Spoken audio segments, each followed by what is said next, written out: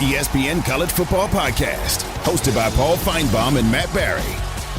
If we're waking up on a Sunday morning and we're wiping the sleep out of our eyes and trying to figure out who, what, and how happened, it means it is the Sunday edition, a tradition unlike any other, of the ESPN College Football Podcast. Alongside Paul Feinbaum, I am Matt Barry. Paul, good morning. How are you?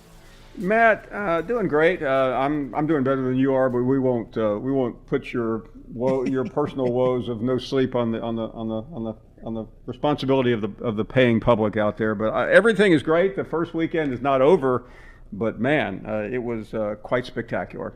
It was spectacular. We came into the weekend and we were using all the superlatives we could to describe just how good this opening college football weekend was going to be, and ended up being on Saturday.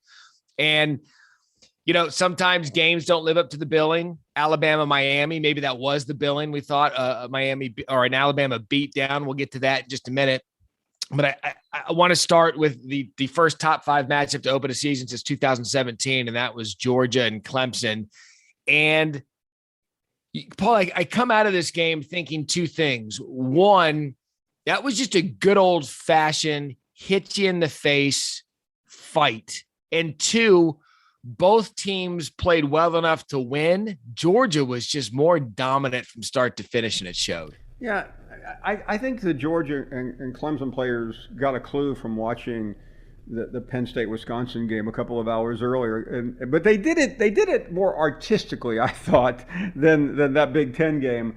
But it was old style football, and I can't imagine a Georgia or Clemson player being able to stand up and walk today. I mean, that was as physical and as nasty a game as I've seen, and the conclusions are pretty simple. Georgia has bought itself a ticket to go a long way in this college football season, and Clemson better look around for the best headache powder they can find, because they have some serious trouble ahead, Matt. During the telecast last night, they kept showing Trevor Lawrence and his now fiance or wife. I'm not sure if they're married or what their relationship status is. Not that it matters. But they kept showing them, and I kept coming back to this. And I don't know if you agree or disagree. I don't know that it would have mattered who the quarterback was for Clemson last night, because they were dominated start to finish. 3 points, their fewest in a game under Dabo, and fewest in a game since 2007. They just couldn't block Georgia. They could stack 7 times, and anytime DJ tried to set his feet, make a read, and throw, he couldn't. I don't know if the quarterback mattered. I agree in principle. Yeah, I think he would have made fewer mistakes. There's no question that DJ looked very raw in spite of all the guarantees from our experts how great he would be. But no, I think the Georgia defense was better than advertised. And what I'm really interested in about Georgia is this was not Georgia at its best. I mean, Georgia was losing 4 starters, and who knows how many others will show back up on that campus. And I mean, they look like the team that was advertised before the season. So yeah, I think Clemson. I mean, the problem is Clemson, played Georgia. I mean, if you take one play out of the game, it's 3-3. That's the scariest part of this game, and I'm sure that's what Dabo is trying to sell his team on. But Clemson, but you just expected more. I mean, I'm sorry. If Georgia had lost that game 10-3, we'd be saying the exact same thing. Same thing. Yeah, I expect that's a great way to put it. We had one pick six, Chris Smith pick six. If you were looking for a touchdown, I hope you were paying attention, because that's all we got. I mean, JT was 22 of 30, 135 yards and an interception.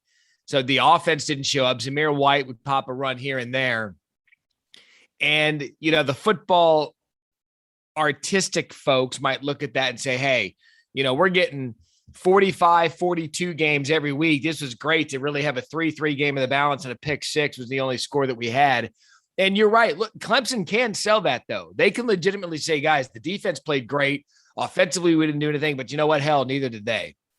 And I wonder now, with Clemson, with what they have, their schedule isn't great.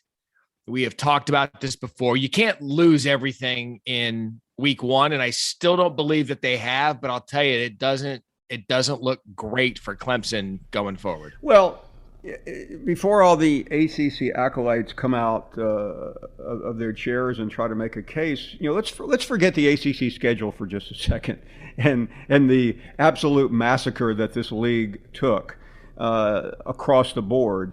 But Georgia now has a free pass to the SEC championship game, and unless Florida just simply blows us away and is a team that I'm not sure they are, then Georgia gets to Atlanta. They play Alabama, and it's a free game. It's like last year with Notre Dame. It didn't matter if they won or not; they were going to the playoffs, and Georgia will very likely be in that position. And so may and let's say Alabama is as good as they looked against an ACC team, I might add. And that clogs up half the field right there. And Ohio State's going to find a way, and Oklahoma, in spite of what everyone said yesterday about 3:00, is probably going to find a way. And what's Clemson going to be doing? Not beating the door down, saying, "Hey, we've got some wins over NC State and Miami and maybe North Carolina." I mean, that North Carolina just really that loss really hurt Clemson as much as anyone. Yeah, because you look at the quality opponent now, because all the college football playoff parlance with everything that they try to get into, quality opponent, head-to-head matchup, strength of schedule, they're not going to have it because, and we'll dive deeper into the ACC in a minute, but they're not going to have it. Whereas Georgia, I'm looking at their schedule right now, Paul. Kirby tried to sell us. I believe he was trying to sell Holly Rowe last night after the game. They got a really tough game coming up this week against UAB. With all due respect to Bill Clark and UAB, I mean, let's be careful about overlooking them there. But you got UAB, South Carolina, Vanderbilt, Arkansas. The next time I think that Auburn's going to have to really strap it up is at Auburn, October 9th. But to your point, if you look at the grid, Auburn, Kentucky. There sits Florida, Missouri, Tennessee, Charleston, Southern Georgia Tech. And so you're really setting yourselves up, barring just a college football upset or a major injury. This for them, Paul, this was Georgia's opportunity to say, hey, look, here we are. Here's who we're going to play. This is our biggest game of the year. And now we're going to play football, and we'll see you guys in December. And let me go on the other side for Clemson, Matt. South Carolina State this week. And then please let me know if you need some tickets for the Georgia Tech Clemson game. And then, NC State, NC State's got Mississippi State before that. I mean, somebody's got to lose that game. Boston College, Syracuse, Pittsburgh. Here's what they need to happen desperately, and you know exactly what I'm about to say. They need Florida State to beat Notre Dame tonight and maybe become a legitimate team down in Tallahassee to help that October 30th game. Then at Louisville, if Louisville loses to Ole Miss and Florida State loses tonight, the weekend just got progressively worse. And I know you being a citizen of the state of Connecticut, I would be more than happy to buy you a section at the UConn-Clemson game on November 13th. And after that, it's Wake Forest and South Carolina. I mean, there's no way to Florida State is the only hope for that schedule to even look moderately embarrassing. So, first of all, let me get the and I want to make sure that I heard this correctly. Are you telling me, because I haven't looked this deep into the schedule, I feel like I'm a player, 1 week at a time. You're telling me Clemson football plays UConn football? I mean, unless I've got an outdated schedule and UConn has simply shut the program down before I got the paper out of. Well, they lost to Holy Cross, so they might. That's absolutely embarrassing. Yeah, after Randy Edsall, I'm looking at this schedule right now. After Edsall gets fired, can he get hired back again, like in a couple of years? I'm sure he will. I mean, it's not going to be for a lack of effort. Now I'm looking at the Clemson schedule. It's rough. You know what? I mean, I don't want to hear anything. You cannot sell me Clemson the rest of the way. They might be one of the best teams in the country, top to bottom, But what I'm looking at, what you just routed off, yeah, NC State looks good, but they didn't really have a tough opponent. Boston College, I think, is going to be a little bit better this year. Syracuse isn't. Pittsburgh with Pickett playing for the last decade, he'll be pretty good. But yeah, you're right. You look at October 30th, November 6th. That's the last 2 games of the weekend, Florida State and Louisville. And I'm not saying Florida State can't beat Notre Dame. I think they're going to I think Notre Dame's probably got a number attached to them, probably a little too high, like we saw to North Carolina. But I mean, this schedule, I mean, we've talked about Clemson's schedule for the last few years, but the difference is they would show up in the playoff and beat SEC teams. But that is absolute garbage. And I've heard some pundits talk about Georgia's schedule, and really, I think the road game at Auburn and the Florida game are the only games that are not in a win probability in the 80s and 90s. Those are in the 60s, the high 60s. But yeah, if you're a Clemson fan this morning or whenever you're listening to this and you want to bellyache about Georgia's schedule, go right ahead. But they have a win over you, and they'll see the number one team. I mean, they'll have 2 top 5 games before the season's over. And they don't need to. They don't need to be concerned about anything else. Yeah, I mean they can beat UAB 3-2 this weekend. It won't make a bit of difference. Yeah, and who I think that Saturday was big for. I think it was huge for Kirby Smart because we really hadn't seen Kirby in a monster game type situation since the national championship when he got Tua Devontae Smith in that overtime game in a classic. And we thought at that point that was going to be the jumping off game for Kirby and Georgia to just really take off into a different stratosphere. And it never ended up happening. They've been around in the SEC championships, can't get over the hump. But Paul, you get the sense that Kirby is very aware of the conversation around him. Like, yeah, but he can recruit, but what's Georgia have to say about it? They're always getting to that certain point and can't get over the hump. It remains to be seen whether that's going to be the case this year, but at least he showed up in a top 5 game to open the season, and Georgia did what they thought that they were capable of doing. So it's a big win for him. Yeah, Matt, I've had this conversation 1,000 times on our program, people saying he's never won a big game, and I'll come back and say, well, he won the SEC championship. It used to matter to some people. He's won a Rose Bowl. He's won at South Bend, and he's beaten Notre Dame at home. But this game just seemed like it was going to be the litmus test. And the narrative is out there. It was out there. It's no longer out there. That this was national championship or bust. I think now he can exhale a little bit. Now he has to worry. He's done this. He's been on this a couple of years ago. He was swimming down this road and lost inexplicably to South Carolina at home. You just can't do that, and I'm sure that's what he's saying about UAB. But with that defense, what we saw Saturday night in Charlotte, I'm not overly concerned about any of these games right now, including Florida.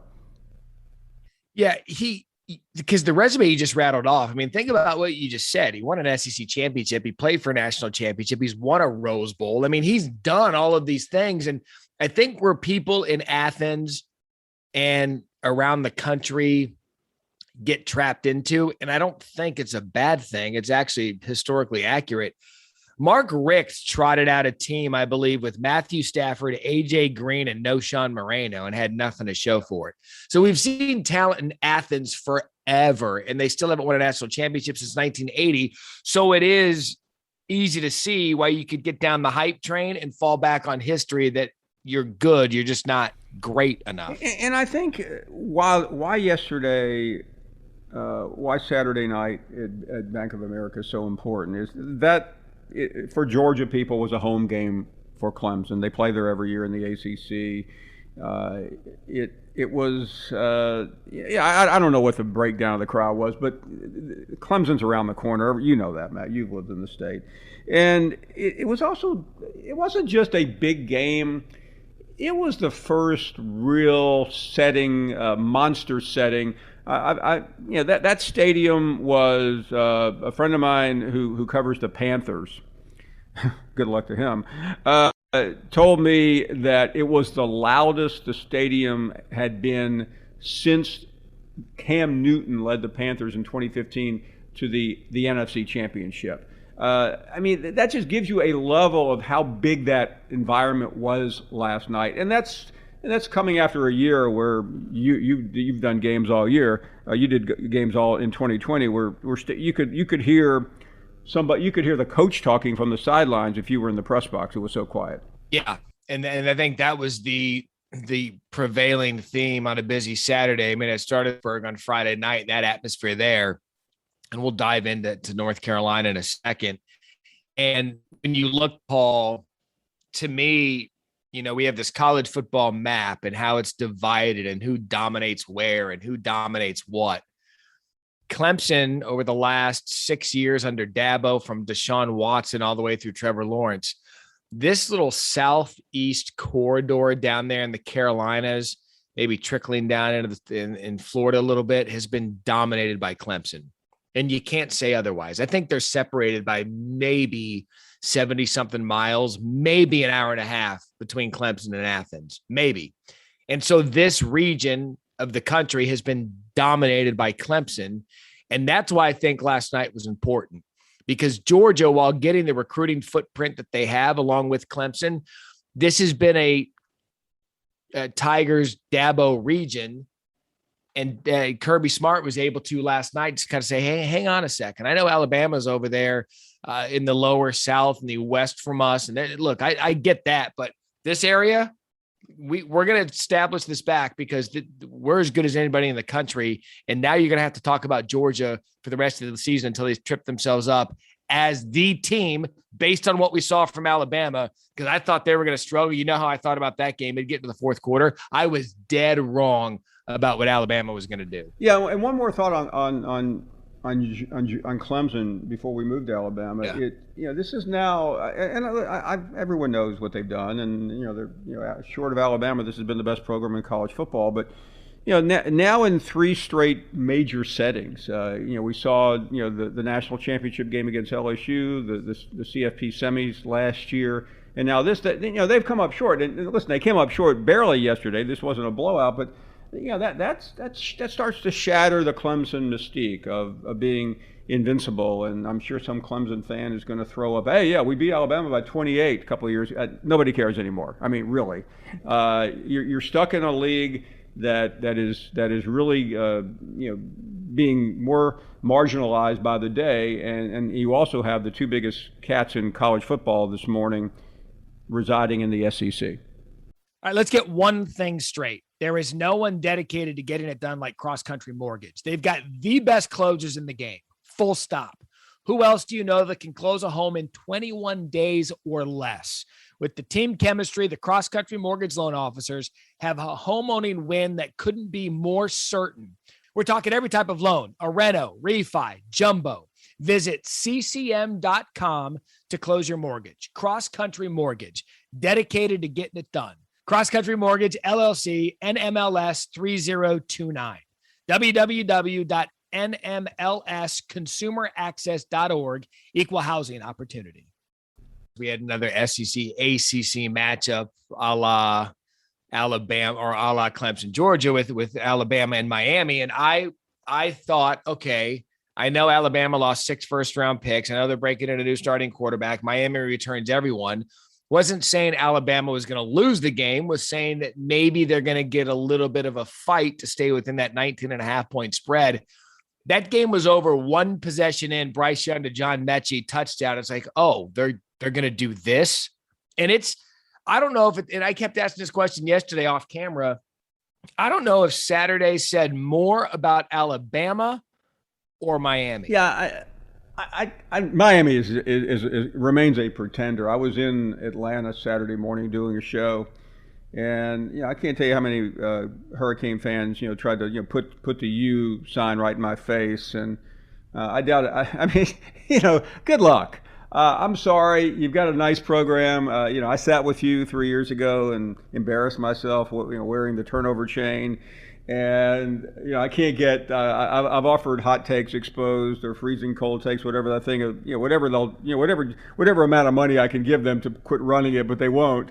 And Alabama, has confidence now. I mean, Bryce Young started his first game, Matt, That you can't lose sight of that.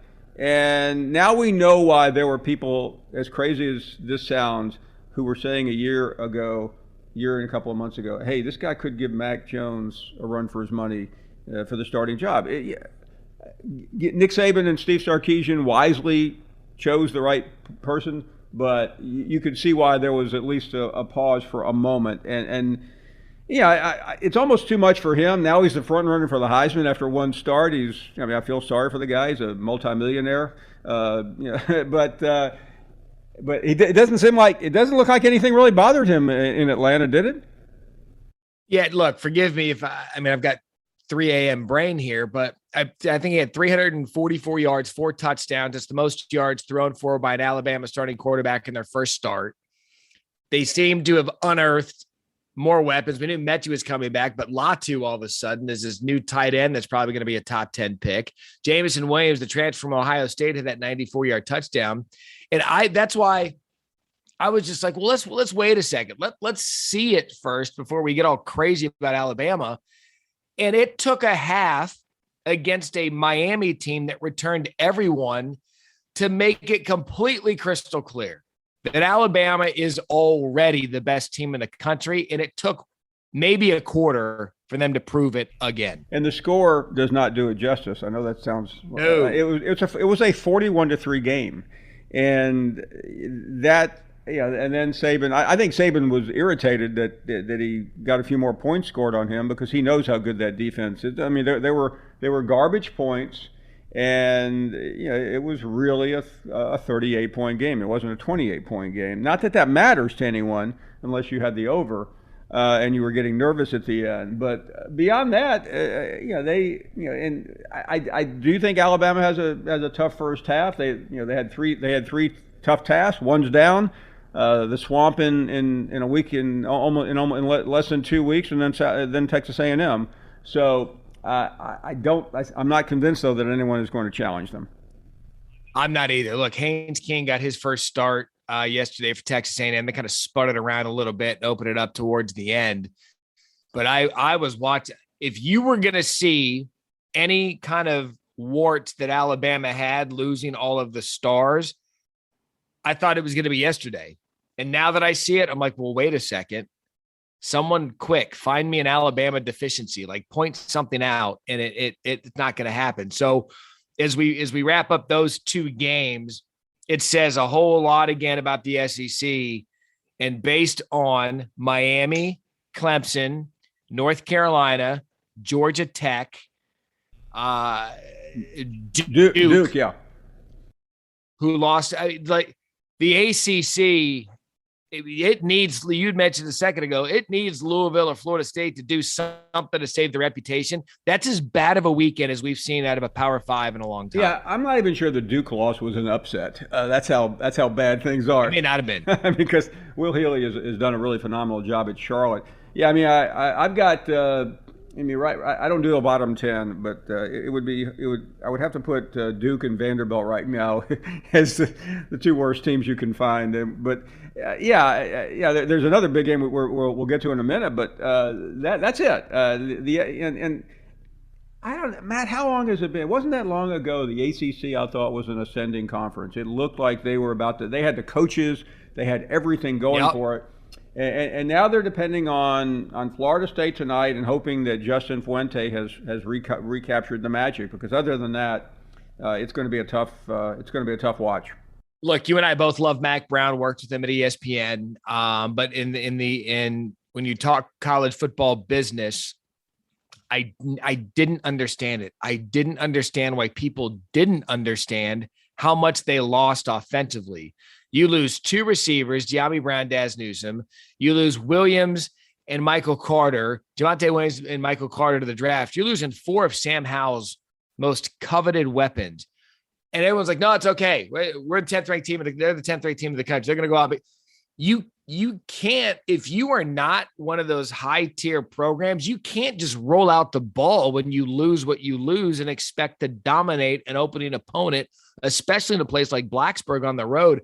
I thought that was the easiest game to look at and point to and say, that one's going to be a problem. Yeah, and Mac put on a happy face, but he knew what he was walking into there. That's a game that he would normally have been broadcasting a couple of years ago, and unfortunately, he got stuck coaching in the game. So ACC, black eye, SEC, good, but here we go. If you go out to the Rose Bowl, if you go all the way left to the Rose Bowl, one of the great iconic scenes in college football, you have the team that some have said, one in particular, would be the surprise team in the country. And I expected UCLA to play well and take that thing to the fourth quarter because I just think they're really, really on Saturday night was just a dominant performance. Forget that they won.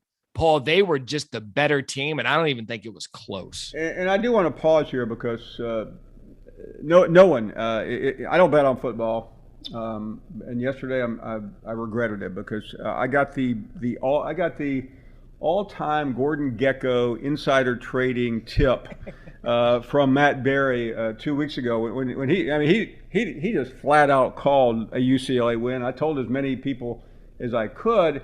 And then I still had to be subjected to my colleagues in the SEC just propping up LSU like it was 2019 all over again, and it's just not. By the way, and congratulations, Matt. I don't know whether Chip Kelly is sending you game film after work, but you called it, and you were right. And the real issue, UCLA's got some real potential, but I worry about LSU because nobody oversells their team better or worse, I should say, than Ed Orgeron. He just can never come into a press conference and say, like Nick Saban, I'm not happy. I mean, it's always great. It's always we got the best team, and there's no way that this team comes out of this very well. And I mean, they got problems across the board.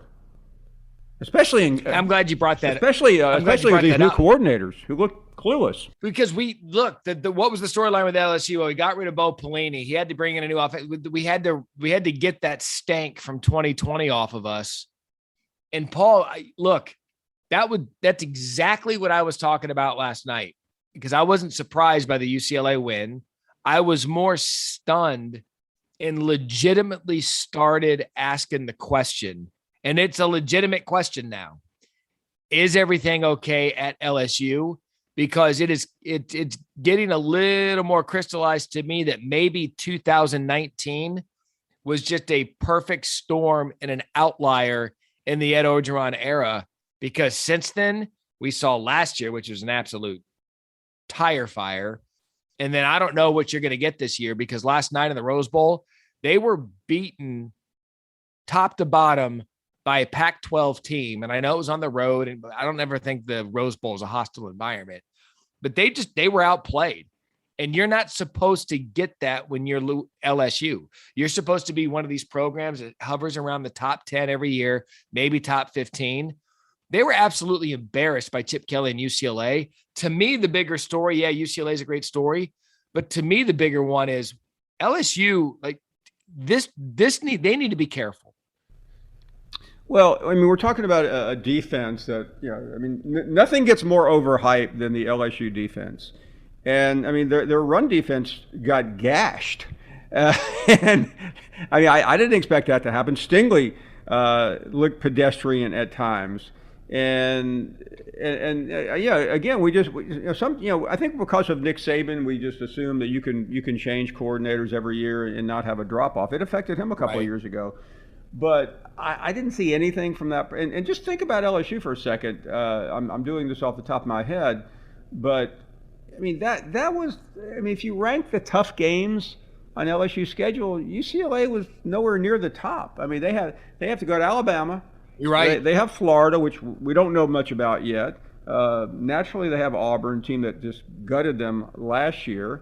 They've got Texas A&M on the road. So who knows? And I don't want to start this because Coach O has really done a lot, and I think the state of Louisiana has often rallied around him, especially now at a very difficult time. but these off the field issues, which don't matter if you win, suddenly matter if you start losing. And right now, there are a lot of angry LSU fans who just didn't. It's one thing you lose on a last-second field goal. That game wasn't even close. No, because typically 38-27 was the final. Zach Charbonnet. First of all, Zach Charbonnet never ran at Michigan like he's been running the first 2 weeks for Chip Kelly and UCLA. But you're right. If it comes down and it's an all-time classic at the Rose Bowl, then everybody's just shaking each other's hands and saying, you know what, hell of a football game you both fought.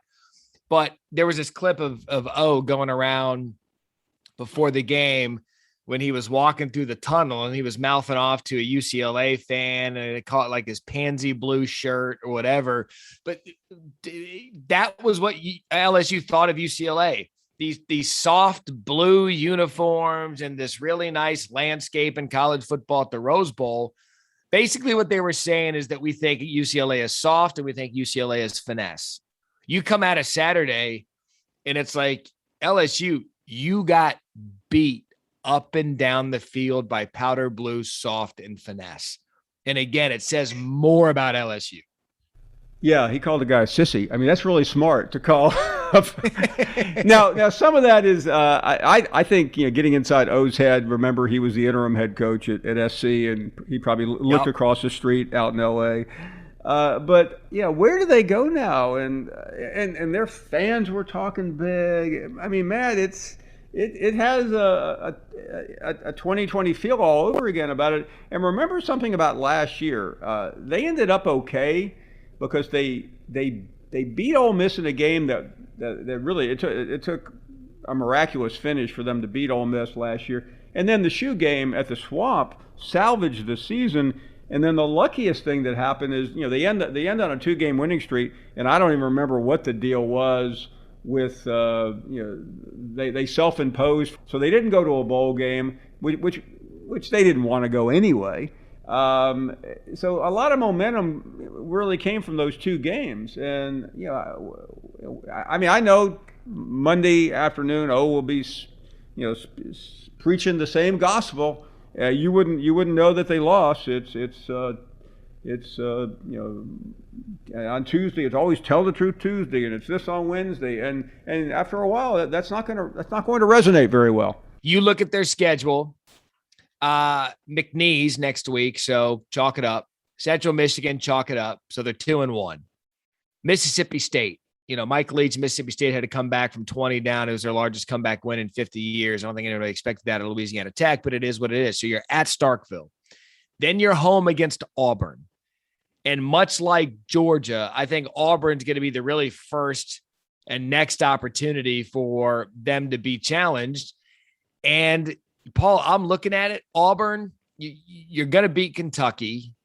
Florida at Ole Miss. We'll see what Matt Corral, Lane Kiffin, when he healthies up, what they're going to be. Then you go at Alabama, and then you close the season with Texas A&M. There's a legitimate possibility you're looking at an LSU team that's going to put themselves in a position where 4 losses could be possible. And I don't know that that's going to get it done. Coach O, I just don't.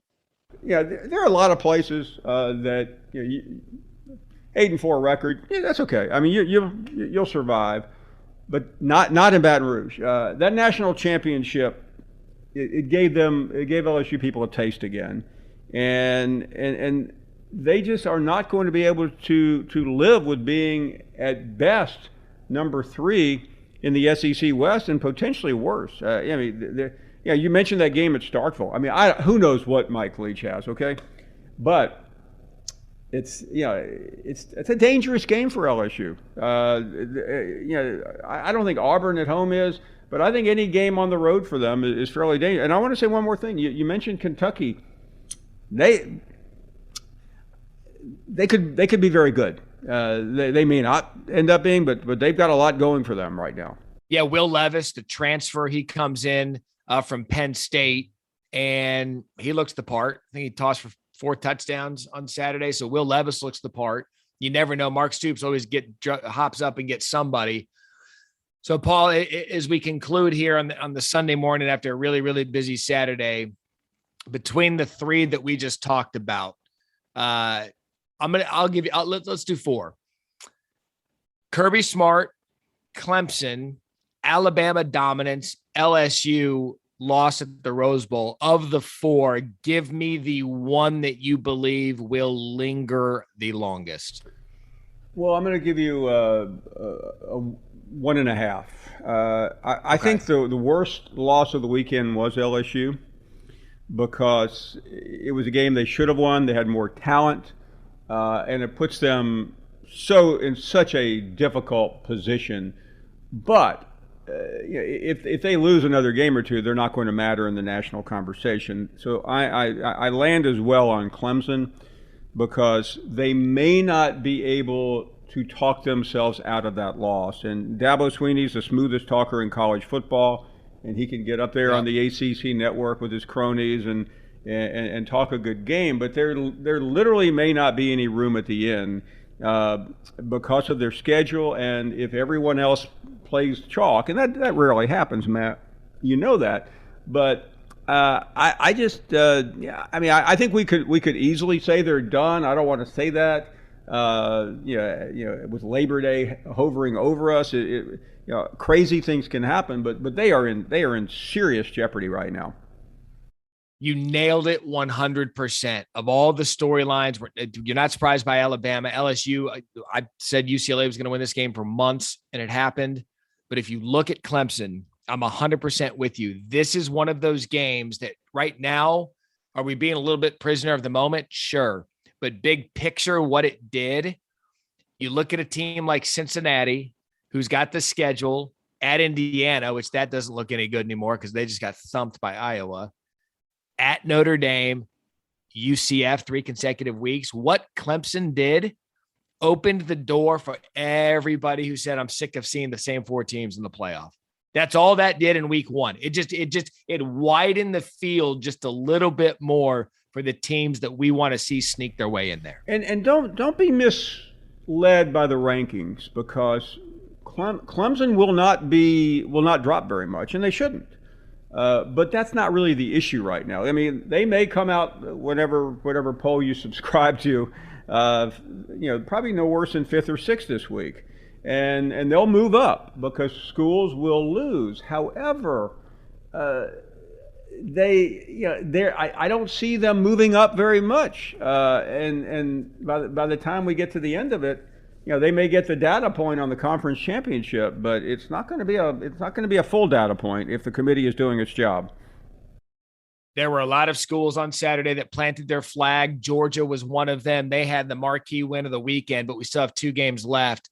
But next week, as we sit here and we get ready to do week 2 of this, we start setting the table for week 2 throughout the week on the various platforms that Paul and I work at ESPN. The conversation is going to start to broaden a little bit of who we learned the most about, who was the most disappointed. But as we come out of here on the ESPN College Football Podcast in week 1, it's that Clemson has now invited more people into this exclusive club.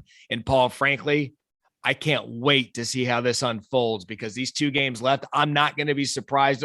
Like, look, I might have some UCLA money, so I feel a little good about myself, but I won't be surprised if we see Florida State do to Notre Dame what UCLA did to LSU. I won't be surprised in the least bit. Yeah, I mean, and if that happens, that's going to be for Jim Phillips and the ACC crowd. I mean, they need it. I like Jim. He's a new commissioner. He told me the other day he was going to see, I think, 6 games in 5 days.